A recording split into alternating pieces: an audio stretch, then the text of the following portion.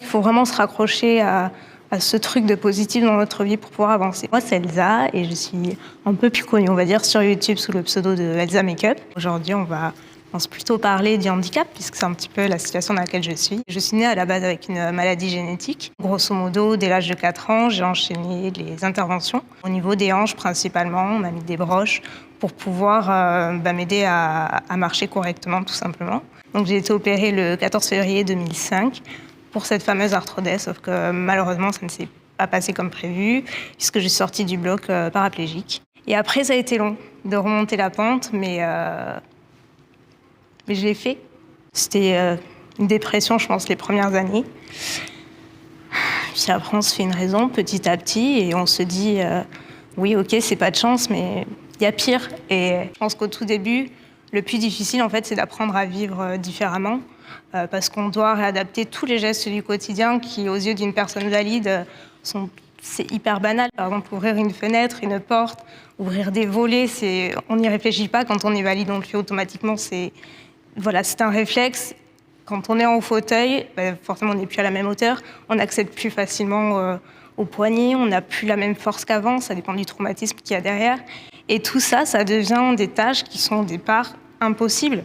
Et on se dit, mais c'est hyper dévalorisant et on en prend un coup. Honnêtement, moi, ça a été un petit peu difficile de ce côté-là. Et puis après, petit à petit, on met en place des mécanismes, des aides techniques qui font qu'on adapte en fait l'environnement au handicap.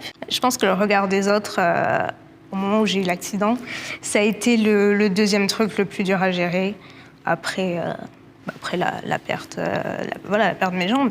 Honnêtement, je suis partie dans une spirale que je souhaite à personne. Vraiment.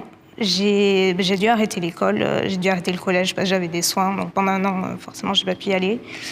Mais quand j'ai dû y retourner, je suis rentrée en lycée professionnel. Et là, ça a été honnêtement, je pense, la pire période scolaire pour moi. J'ai pas eu de très mauvaises expériences, hein, faut pas tout mélanger, mais ça a été vraiment difficile. Et même à l'heure d'aujourd'hui, hein, des fois dans la rue, on s'imagine pas le nombre de gens, et je parle pas nécessairement de jeunes, parce qu'on pense toujours aux jeunes et ça l'est pas toujours. Il y a des gens qui sont tellement indélicats, qui me fixent vraiment de la tête aux pieds. Bon, mais à l'heure d'aujourd'hui, je pense que le plus compliqué, ça reste l'accessibilité en général dans les lieux publics, selon les différentes villes. Après, c'est vrai que j'aime beaucoup voyager, donc j'ai eu l'occasion de faire pas mal de pays différents, et c'est là que je me rends compte quand même qu'on a beaucoup de travail à faire en France, vraiment. C'est dommage qu'on ne mette pas la priorité davantage sur le handicap. Prendre soin de soi, on ne dirait pas, mais je pense que quand on est malade ou pas, mais quand on est malade encore plus, ça fait une différence énorme en fait. De se dire on met la maladie de côté, on met les soucis de côté et en fait on s'oublie pas. Et moi ça a été ça en fait. Le maquillage, c'est pas que du maquillage en fait pour moi.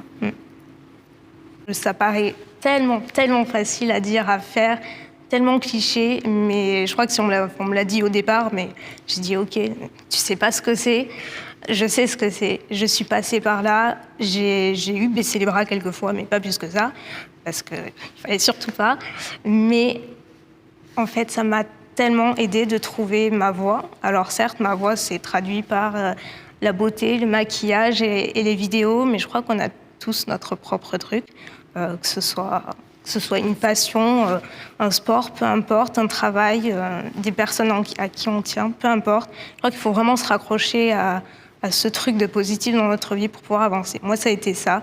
Ça m'a permis de me raccrocher à quelque chose, de me fixer des objectifs et d'avancer, en fait, de me dire, bon, ben, demain, je vais me lever parce que je vais faire ça.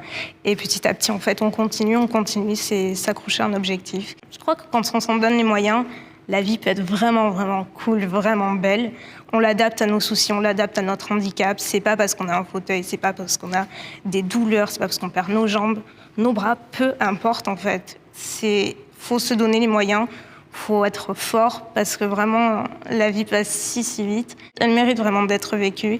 Faut juste y croire et je crois que c'est possible. Après le tout c'est d'être bien entouré et je pense être la preuve qu'on peut vivre aussi ses rêves si on y croit très fort et si on s'en donne les moyens. Donc ne baissez jamais les bras, ça vaut pas le coup. et croyez en vous, voilà. Parce que la vie peut être belle et je le souhaite vraiment à tout le monde, honnêtement.